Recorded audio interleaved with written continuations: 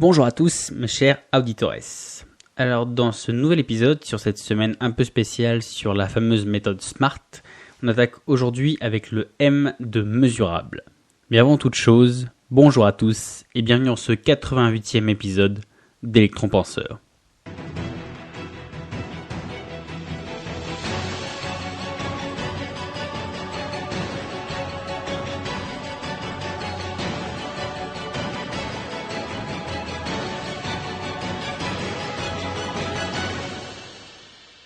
Alors, dans ce deuxième épisode de cette semaine un petit peu spéciale consacrée à la fameuse méthode SMART, qui pour rappel est une méthode de planification et d'optimisation d'objectifs. Donc après l'épisode d'hier, donc le S de spécifique, aujourd'hui on attaque la deuxième lettre pour un épisode assez rapide avec le M de mesurable. Mesurable. Eh bien en fait, on a déjà abordé le concept plusieurs fois. Mais en fait, si tu y réfléchis bien, à chaque fois que je t'ai parlé d'un objectif, d'un plan, d'un projet ou autre, je t'ai toujours dit qu'il fallait qu'il ait des données mesurables, qu'il ait quelque chose de concret. C'est-à-dire que pour chacun, il doit y avoir des items à valider, des paliers à atteindre, des données chiffrables et mesurables, quelque chose de vraiment concret que presque tu peux mettre dans un tableau. Pour prendre un exemple, par exemple, se mettre à courir, c'est pas un objectif. Déjà parce que en prenant de base, ça remplit pas complètement le S de S spécifique, parce que courir c'est large, ça peut être à quelle vitesse, avec quel dénivelé, combien de temps, à quel endroit, avec qui ou autre. Donc du coup, il y a déjà le petit S qui bloque, mais quand bien même tu aies réglé ce problème, que tu aies défini où est-ce que tu vas courir, avec qui et de ça, les conditions ou autre, mais quand bien même tu aies réglé déjà ce problème, en définissant bien, avec qui tu vas courir, où tu vas courir, dans quelles conditions ou autres, que tu as déjà un peu défini toutes ces variables, et en fait finalement, à partir de quand est-ce que tu sais que ton objectif il est atteint? Parce que après finalement, je suis d'accord, pour prendre l'exemple de courir, on peut le faire par plaisir ou par routine. Il y a des gens qui courent pour courir juste parce que ça leur fait du bien ou autre. Mais dans ce cas-là, c'est plus un objectif, c'est juste une espèce de style de vie ou une habitude. Donc du coup, si par contre courir c'est ton objectif, donc je sais pas, ça peut être pour quelque chose de fort, pour une forme, ou pour être prêt pour une compétition ou quelque chose ou autre. Donc du coup, dans ces cas-là, il te faut une variable, un palier à atteindre, une ligne à franchir ou un chrono à battre. En gros, il te faut une donnée mesurable. Et une donnée qui est suffisamment explicite, donc une donnée mesurable qui est suffisamment explicite, qui est suffisamment facile à repérer pour que n'importe qui, je dis bien n'importe qui, enfin, on va dire sauf si c'est quelque chose de visuel, sauf un aveugle ou un mec qui pige absolument vraiment rien de rien à la situation, genre Sansa dans Game of Thrones. Donc du coup que quelqu'un qui connaisse absolument rien, il puisse quand même attester si tu as réussi ou non ton objectif. Pour reprendre l'exemple de courir, plutôt que de dire juste je vais courir, dis plutôt que par exemple tu veux boucler un marathon en moins de 3 heures. En disant ça, n'importe qui aura un chrono dans la main et qui sera sur la ligne d'arrivée, il pourra du coup attester ou non si tu as réussi ton objectif ou non.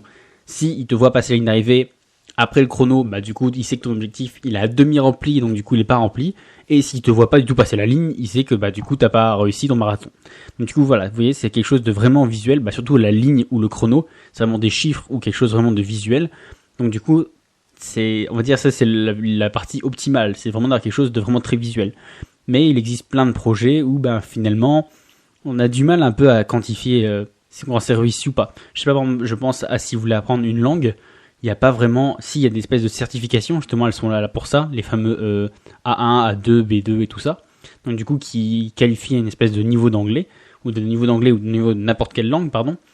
Mais donc du coup, je sais pas, comme objectif, soit vous pouvez essayer de vous caler là-dessus, ou soit ça pourrait être de dire, je sais pas, je sais que par exemple, j'ai des potes qui ont un peu travaillé l'anglais ou autre, et eux leur truc c'était d'arriver à lire couramment un article du Wall Street Journal ou alors quelque chose qui vraiment est vachement technique, vachement complexe ou autre, et d'arriver à le lire parfaitement. Vous par exemple, ça pourrait être, je sais pas, de se dire que vous pourriez tenir toute une conversation sans chercher un seul mot, sans faire aucune erreur, avec un natif ou autre. Vous voyez, vraiment quelque chose de quantifiable, même si finalement la chose elle est un peu abstraite, parce que finalement à partir de quand vous savez vraiment parler anglais ou parler en autre langue, décidément je sais pas pourquoi je bloque sur l'anglais. Donc du coup en fait même sur ça, quelque chose qui est abstrait comme ça, vous pouvez quand même vous mettre des petites variables pour attester ou non si vous avez validé ou non. Donc du coup après, comme j'ai dit, il existe finalement plusieurs manières de le rendre mesurable. Donc ça peut être avec des chiffres, pour reprendre l'exemple du chrono, ça peut être un palier, par exemple avec une planche à atteindre, un peu comme, je sais plus s'il y est toujours, mais pendant un moment il y avait, quand on s'inscrivait chez les pompiers, pour être accepté comme les pompiers, il y avait une espèce de planche qui était à 2 mètres et des poussières. Et en gros, du coup, c'est une espèce d'épreuve éliminatoire. Il fallait être capable de sauter, d'attraper la planche et en gros de se hisser. Donc du coup, là, c'était vraiment visuel, quoi. Soit vous passiez par-dessus la planche, ou soit vous restiez en bas. Donc du coup, ça peut être plein de choses, voilà, des lignes comme pour le marathon, ça peut être des contraintes. Voilà, en gros, vous avez plein de petites contraintes et vous arrivez à vous en libérer toutes, et donc du coup, vous considérez que c'est un objectif qui est atteint. Ça peut être, voilà, des moyens, en disant, voilà, je sais pas, je veux lancer quelque chose, il faut que j'utilise ça, ça, ça. Et donc du coup, en gros, ça fait un peu des étapes à cocher, qui pourront attester ou non si vous avez réussi. Bref, du coup, j'ai dit encore des vous, alors que je voulais dire des tu, je me rends compte. Bref, du coup, c'est toi le chef, c'est toi finalement qui design comme tu veux finalement ton projet.